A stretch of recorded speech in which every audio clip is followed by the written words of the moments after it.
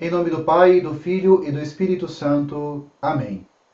Ó Deus que fizestes de nosso Pai São Bento, preclaro mestre na escola do vosso serviço, concedei que, nada preferindo ao vosso amor, corramos de coração dilatado no caminho dos vossos mandamentos. Por Cristo nosso Senhor. Amém.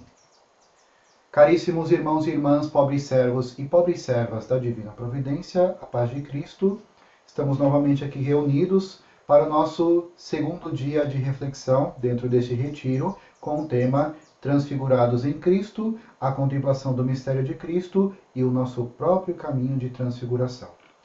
Ontem falamos do simbolismo da montanha e da importância do ponto de vista espiritual, né? Subir e descer, da importância de afastar-se da planície, das nossas preocupações, das nossas ocupações, para subir o alto monte para a contemplação da glória de Deus. E depois, isso é importantíssimo, não esqueçam, a importância de se descer e, sob o signo da fé, em nome do Pai e do Filho e do Espírito Santo, viver as nossas realidades terrenas, as nossas realidades humanas, o nosso ministério, a nossa pregação, a nossa própria consagração religiosa.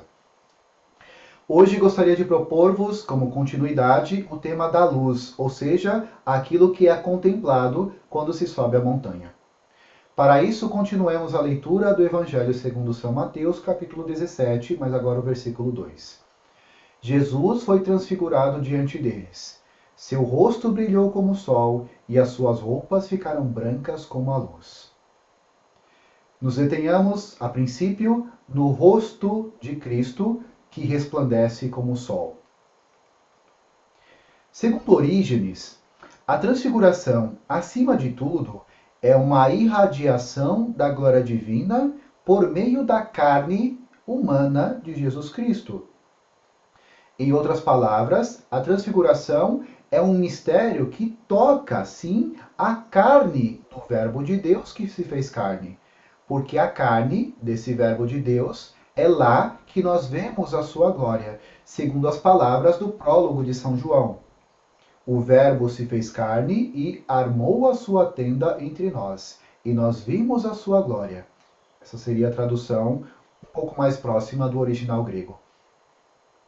Alguns exegetas, inclusive, inscrevem a transfiguração que está ausente no Evangelho de São João, justamente nesse versículo do capítulo 1 do Evangelho de São João, que é o coração do prólogo, como sendo a teofania do Verbo que se fez carne. Então, alguns exegetas meio que localizam a transfiguração de Jesus no Evangelho de São João, aqui no prólogo. O Verbo se fez carne, armou a sua tenda entre nós e nós vimos a sua glória. Inclusive, é bem provável que esse vimos a sua glória seja São João se referindo justamente à transfiguração. Se a glória do Verbo é a glória que ele tinha como Filho unigênito junto do Pai antes que o mundo existisse, como diz o prólogo de São João, ela é também a glória com que o Pai o glorificou e o glorificará na hora da cruz, como vimos ontem. Então nós temos essa perfeita harmonia entre o prólogo, onde João diz que nós vimos a glória do Filho, uma glória que existia antes que o mundo existia no Filho antes que o mundo existisse, e a ligação direta com o capítulo 12 de São João, onde o Pai diz que Jesus será glorificado na hora da cruz. Dessa forma, todo o Evangelho de São João culmina nesta elevação de Jesus Cristo na cruz, que é uma exaltação gloriosa, onde ele atrai para si toda a humanidade, conforme a Igreja celebra na liturgia da festa da exaltação da Santa Cruz, no 14 de setembro. Uma festa que, aliás, é de grandiosa importância entre os cristãos orientais. Mas existe uma outra relação, mais secreta, entre transfiguração e Getsêmani, que ela é manifesta pela presença dos 3 discípulos em ambas as cenas, transfiguração e Getsêmani, nos evangelhos sinópticos. Pedro, Tiago e João aparecem, por exemplo, além da transfiguração, em mais 2 vezes juntos no Evangelho de São Marcos. No capítulo 5 de São Marcos, a propósito da ressurreição da filha de Jairo, e no capítulo 14 de São Marcos, no Getsemane. Em ambas as ocasiões, Pedro, Tiago e João estão juntos, e trata-se de um contexto de morte e de ressurreição. Então, 3 episódios no Evangelho de São Marcos: ressurreição da filha de Jairo, transfiguração e o Getsemane. Pedro, Tiago e João estão juntos dentro de um contexto de glória, morte e ressurreição. Jesus se transfigurou diante destes 3 discípulos numa alta montanha. E no Getsemane, ele soa gotas de sangue no jardim. Então, o rosto de Cristo, que outrora estava mais resplandecente que o sol, no Getsemane goteja o suor de sangue. Da mesma forma que o rosto do amado, no Cântico dos Cânticos, gotejava orvalho. Cântico dos Cânticos, capítulo 5, versículo 2.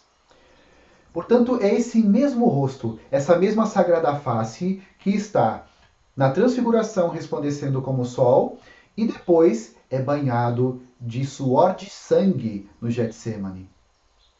A transfiguração, assim, ela é o reverso da agonia. E o sol da transfiguração é inseparável do sangue, da crucifixão. Aquele que não viu o rosto glorioso e doloroso de Cristo não compreende essa estreita relação entre transfiguração e Getsemane.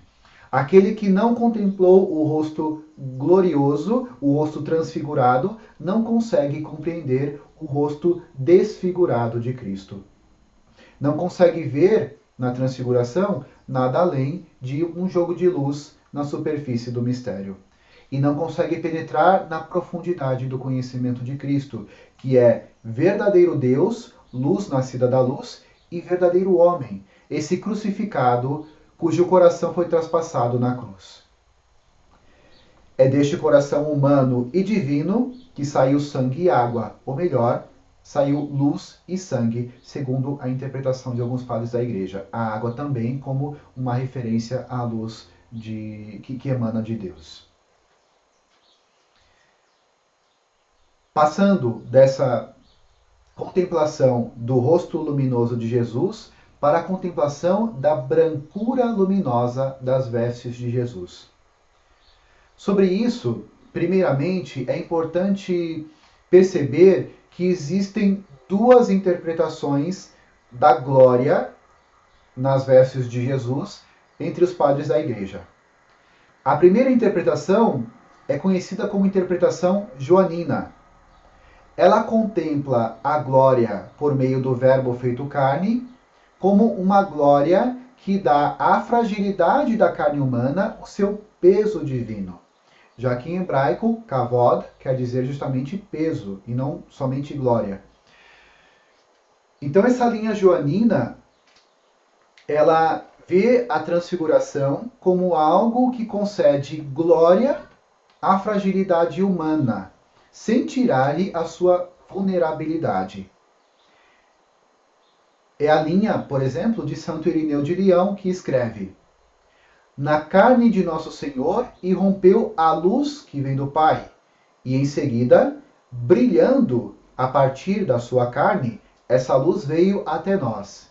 E assim, o ser humano teve acesso à incorruptibilidade, ao estar envolvido pela luz do Pai.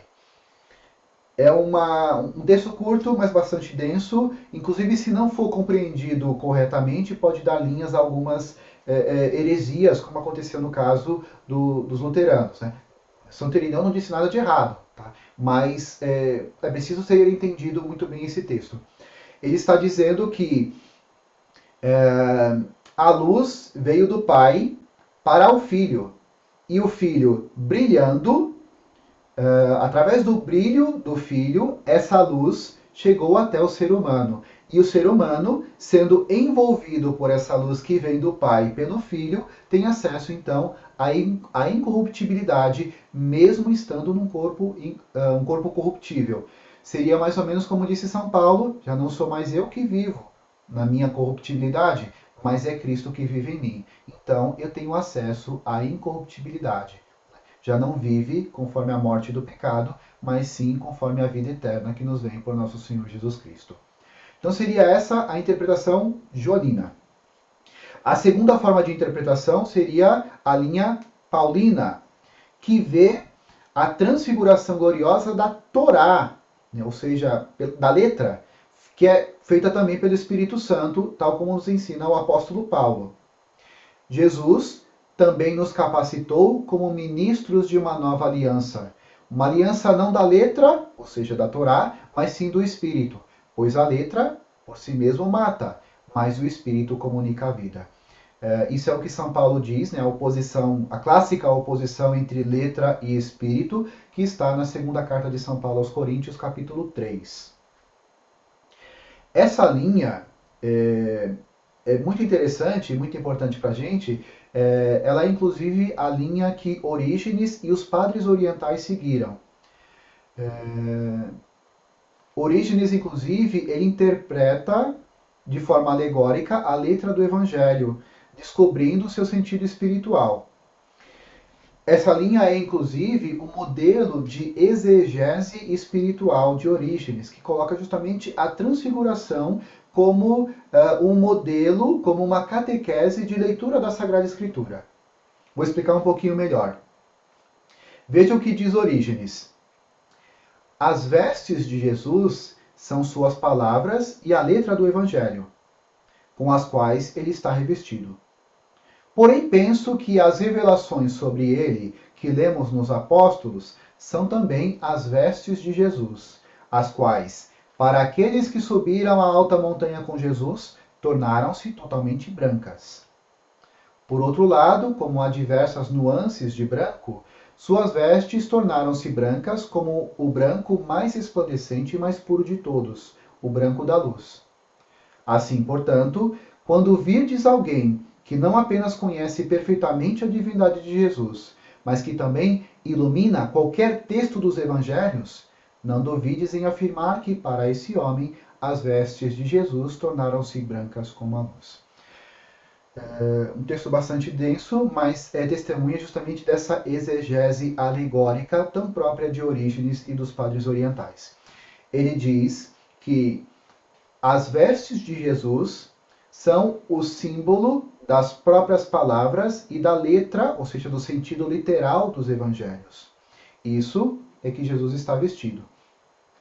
E para aqueles que subiram a alta montanha de Jesus, essas vestes tornaram-se brancas. Para aqueles que não subiram a montanha e não contemplaram o transfigurado, não receberam a graça do Espírito Santo, essas vestes parecem comuns como a de todos os outros homens. E não é possível distinguir Jesus, Deus, entre os homens. Ele apenas parece um homem como todos os outros homens.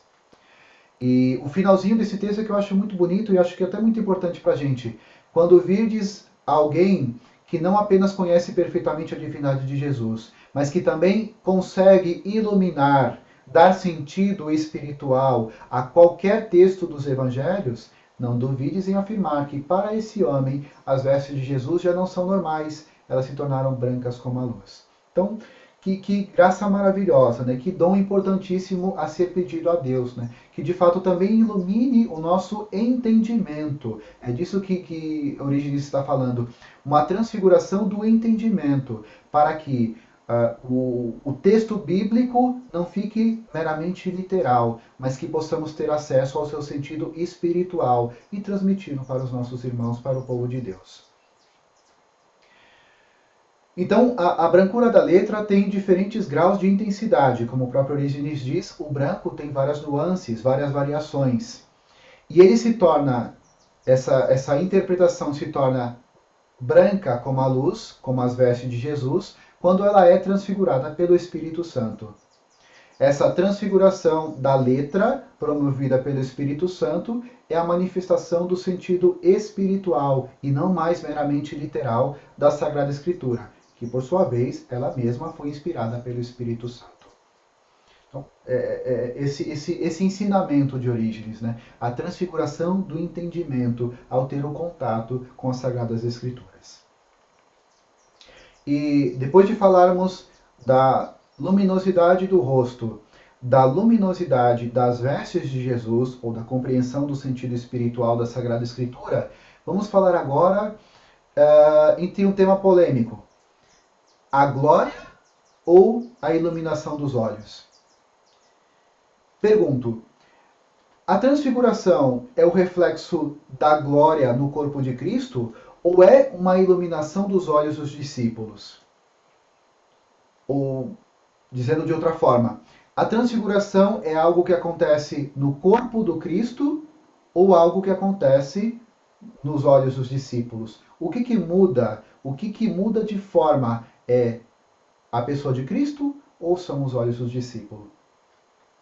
É uma pergunta muito importante para a nossa reflexão, porque é justamente essa questão que divide, né, o que opõe o ponto de vista dos cristãos orientais do ponto de vista nosso, né, dos cristãos ocidentais. Para os orientais, isso é muito interessante a gente refletir, a transfiguração de Cristo, ela é a abertura dos olhos do discípulo à luz de glória invisível, que não cessa de difundir-se, de emanar a partir do corpo de Cristo. Então, o corpo de Cristo, glorioso, sempre emana essa luz divina. Mas a transfiguração é justamente aquela graça, aquele dom do Espírito Santo que abre os olhos dos discípulos para contemplar essa luz que incessantemente difunde-se de Cristo. Essa graça, como disse, é um dom do Espírito Santo. E mais do que isso, ela manifesta a aquisição do Espírito Santo por parte do discípulo. Aquele que consegue, por exemplo, como dizia Orígenes, compreender o sentido espiritual da Sagrada Escritura é alguém cheio do Espírito Santo. Que, inclusive, para os orientais, é o sentido da vida cristã neste mundo, ser cheio do Espírito Santo. No Ocidente, nós falamos muito de devemos buscar a santidade, esse é o objetivo final da nossa vida. Isso está corretíssimo, tá? Mas os orientais, eles expressam isso de outra forma. Eles não falam de santidade, eles falam de ser cheio do Espírito Santo. Na verdade, as duas coisas querem dizer exatamente a mesma coisa, mas são formas diferentes de se expor, né, o sentido da nossa vida aqui na Terra. Então essa seria a interpretação oriental, a transfiguração dos olhos do discípulo. Já para Santo Tomás de Aquino, que é o nosso grande representante de teologia ocidental, a transfiguração ela é um poder que Cristo possui de manifestar a glória da sua alma no seu corpo. A transfiguração de Cristo se produz por uma redundância. Isso é exatamente o termo que ele usa, mas é no sentido de redundância também significa abundância, transbordamento, algo que está em um excesso tão grande que extravasa, né, que chega até os outros. Esse é o sentido de redundância no texto de Santo Tomás de Aquino. Então já ficou bem claro que para Santo Tomás de Aquino e para a nossa teologia ocidental é de fato algo que acontece no Cristo. Diz Santo Tomás de Aquino na Suma Teológica, terceira parte, questão 45, a resposta ao artigo 2. Diz o seguinte: a claridade do corpo de Cristo na transfiguração deriva ou redunda da sua divindade e da glória de sua alma, como diz São João Damasceno. Cristo tinha o poder de derivar, de redundar para o seu corpo a glória que há na sua alma. Foi o que fez na transfiguração quanto à claridade, à luminosidade. Quando, porém, se trata de um corpo glorificado, o mesmo se dá, embora inversamente. Neste caso, a claridade da alma redunda sobre o corpo como uma qualidade permanente que o afeta. Por isso, brilhar corporalmente não é milagre do corpo que já é glorioso. Mas, na transfiguração, a claridade da divindade e da alma derivam para o corpo, não como uma qualidade imanente que afetasse o corpo, mas como uma qualidade passageira. como quando o ar é iluminado pelo sol. Daí que o fulgor que se manifesta então no corpo de Cristo foi milagroso. Tá, provavelmente vocês encontrem acessível a Suma Teológica, depois vocês podem retomar o texto e refletir um pouco mais sobre ele. Mas o que ele está dizendo é que se fosse um corpo glorioso não haveria milagre, porque o corpo glorioso já brilha por si só. Né? É algo que afeta ele permanentemente, o brilho. Mas como é um corpo humano, né, o que transparece no episódio da Transfiguração, ainda é a visão do corpo humano de Cristo, mas há uma redundância, né, de dentro para fora, da alma que transborda no corpo. Né? E como é nesse caso, é um milagre e é passageiro, como quando o ar é iluminado pelo sol. A gente vê aqueles feixes de luz que vêm da janela, né? Mas se o sol vai embora, também os feixes de luz vão embora. Então, essa é a interpretação de Santo Tomás de Aquino e da nossa teologia ocidental. São apenas pontos de vista diferentes. Particularmente, se eu fosse opinar aqui quem está certo e quem está errado, eu diria que os dois estão certos. Né? Por que não? De fato, se Cristo se transfigurar diante de alguém que não tem fé, não vai fazer muita diferença. Então, de fato, os olhos daquele que contempla o transfigurado também, de certa forma, devem estar aí com esse dom do Espírito Santo que muda, né, justamente pela fé, a forma que a gente enxerga os acontecimentos em nossa vida. Eu vou deixar uma análise mais profunda do texto para os tomistas de plantão. Eu não sou especialista em São Tomás de Aquino, mas quem gosta, eu deixo aí a reflexão. Aqui o que nos interessa é unicamente a afirmação de que esta glória é passageira, como o raio de sol que resplandece no ar. Do mesmo modo que a graça, a sede totalmente espiritual é a alma. E a partir da alma, ela se reflete no corpo por redundância ou derivação, segundo os termos próprios empregados por Santo Tomás na Suma Teológica. Segundo Santo Tomás de Aquino, a claridade da qual o corpo de Cristo havia se revestido no momento da transfiguração representava a futura claridade do seu corpo. Igualmente, a claridade de suas vestes simboliza a futura claridade dos santos, que será superada pela claridade de Cristo, como a brancura da neve é superada pela brancura do sol. Então, aqui, pelo menos nessa variação de branco, Oriente e Ocidente concordam. Né? Mas a interpretação de Santo Tomás de Aquino, vejam, não está muito relacionada ao discípulo, mas ao próprio Cristo. Isso tem muito a ver, inclusive, com o nosso retiro, né? Um momento onde a gente vai, de fato, falar sobre o Cristo em si mesmo, contemplar o mistério da transfiguração, e num outro momento, por meio da Lexio Divina, onde a gente vai ver o efeito que a transfiguração confere ao discípulo. Então, para a gente ver a riqueza da nossa igreja, né? Oriente e Ocidente. O Oriente tem essa tendência de preocupar-se mais com o progresso espiritual do cristão, do discípulo. O Ocidente, por conta da escolástica e por conta de uma série de questões históricas, como luteranismo, calvinismo e outras coisas, onde foi necessário se debruçar mais sobre a pessoa de Jesus Cristo, uma reflexão teológica mais filosófica para combater, inclusive, as heresias, né? Então a gente se concentra, tem essa tendência de ser mais especulativo, e o Oriente tem a tendência de ser mais místico. De novo, não há melhor, não há pior. São duas formas complementares de se tratar do mesmo mistério. Portanto, caros irmãos e irmãs, a claridade do corpo de Cristo é uma claridade de glória. Uma claridade que ele ocultou aos olhos de seus discípulos ao longo de sua vida, mas que ele quis manifestar na transfiguração às vésperas da sua paixão. A pergunta agora, que vamos refletir mais adiante, é por que Jesus quis manifestar a sua glória?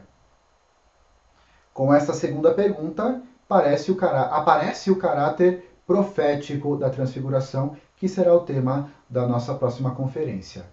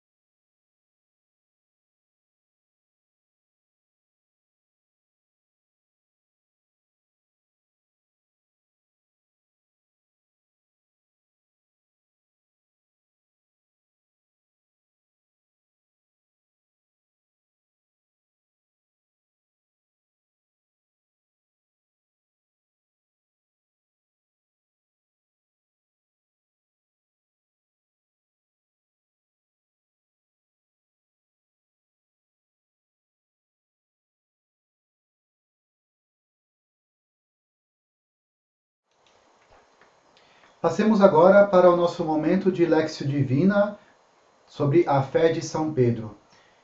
E hoje a proposta é justamente o versículo 2 do capítulo 17 de São Mateus. Mais particularmente a seguinte expressão: ali Jesus foi transfigurado diante deles. A luz da transfiguração, ela corre o risco de nos ofuscar de uma maneira tão forte que nós não distinguiríamos mais muito bem em que concerne a nossa fé. No entanto, no Evangelho de Mateus, esse acontecimento tem também um alcance pedagógico. A transfiguração prepara Pedro e seus companheiros para afrontar as provações da paixão que virão a seguir. De que modo?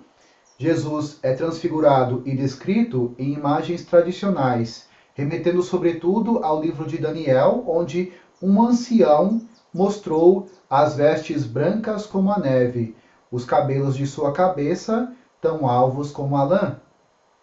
E diante deste ancião, vindo sobre as nuvens do céu, alguém como filho de homem. Que está no livro de Daniel, capítulo 7, versículos 9 a 13.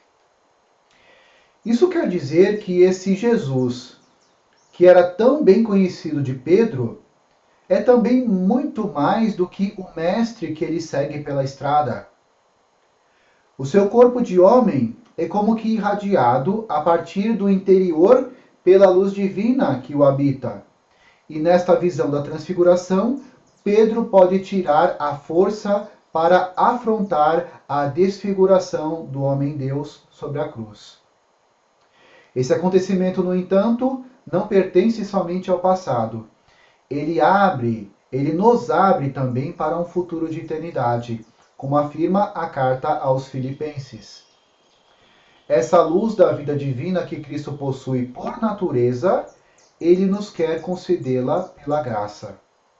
A nossa transfiguração, ao contrário da transfiguração de Jesus, não irradiará de nós mesmos, a partir de dentro de nós mesmos, mas nos virá daquele que transfigurará nosso corpo humilhado, conformando-o ao seu corpo glorioso, como diz a própria carta aos Filipenses.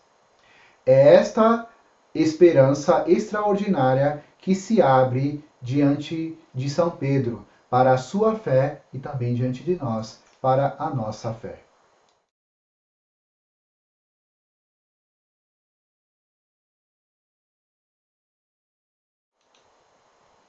E já que falamos tanto da interpretação da Sagrada Escritura, segundo Orígenes, e da transfiguração do entendimento, quando estivermos diante do texto sagrado, gostaria de falar-vos um pouco, abordando os apoftegmas dos padres do deserto, sobre o relacionamento que eles tinham com a Sagrada Escritura.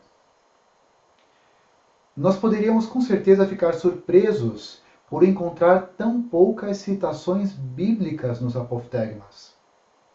Teríamos então, nos apoftegmas, uma leve impressão de que esses antigos monges negligenciavam a oração ou a leitura da Sagrada Escritura. Mas será que isso é verdade? Não. Não é verdade que os padres do deserto julgavam a leitura da Bíblia como algo de pouca importância. Eles mesmos diziam que o simples fato de ler a Escritura faz medo aos demônios. Nos próprios apoftegmas, os anciãos recomendavam a recitação de cor da Sagrada Escritura, assim como já faziam os cenobitas de São Pacômio.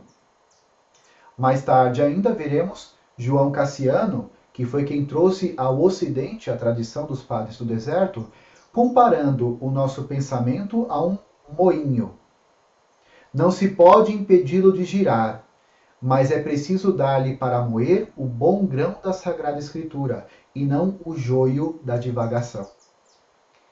Portanto, não há dúvida de que os monges do deserto liam a Sagrada Escritura, já que eles eram capazes de recitar longas passagens de cor.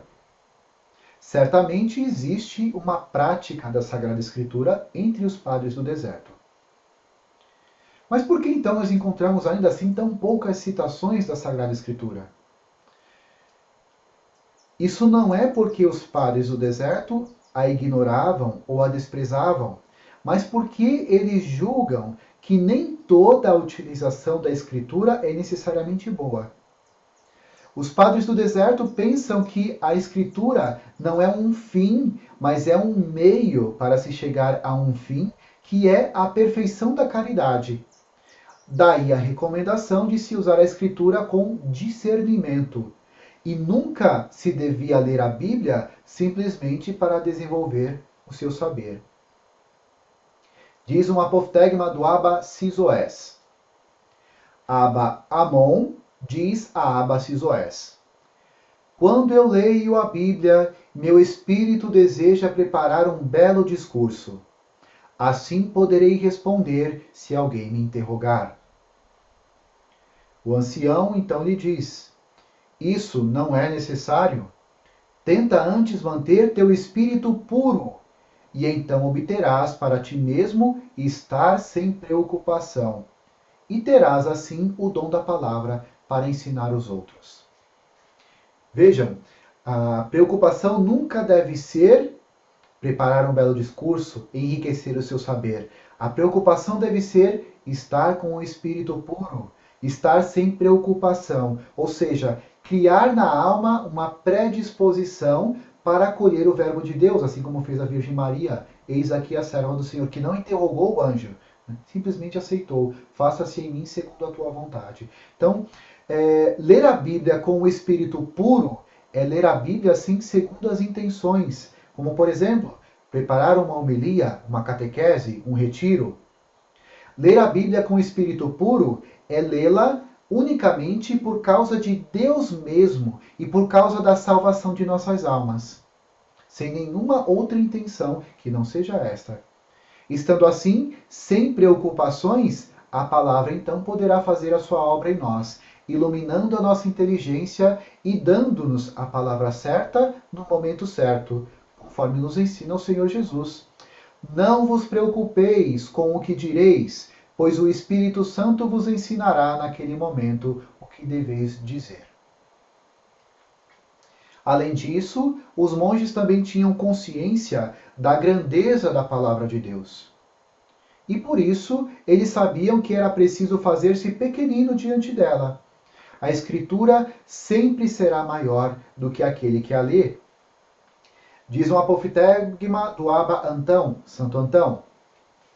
Certa vez, alguns anciãos aproximaram-se de Abba Antão, estando Abba José com eles. O ancião, querendo prová-los, propôs uma palavra da Sagrada Escritura. E, a partir do menos velho, o mais novo, começou a interrogá-los sobre o sentido da mesma. Cada qual respondia conforme a sua sabedoria e capacidade. Mas a todos, Antão dizia: ainda não acertaste o sentido dessa palavra.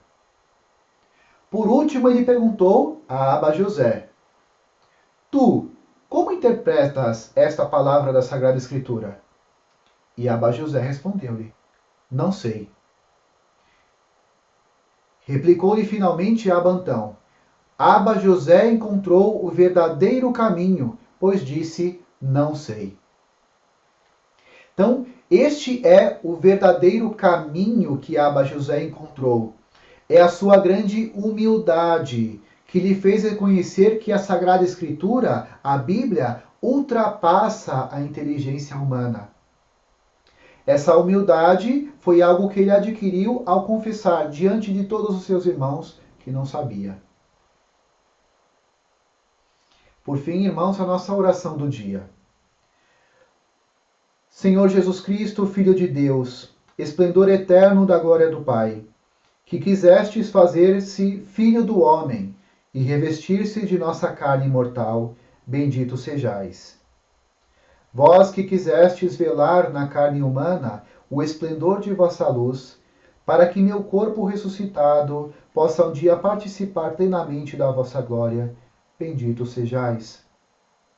Que a certeza deste amor incompreensível seja a minha força ao atravessar as obscuridades de minha vida, e me guarde até o dia em que saborearei a plenitude de vossa presença. Amém. Ave Maria, cheia de graça, o Senhor é convosco. Bendita sois vós entre as mulheres, e bendito é o fruto do vosso ventre, Jesus. Santa Maria, Mãe de Deus, rogai por nós, pecadores, agora e na hora de nossa morte. Amém. Até o nosso próximo encontro.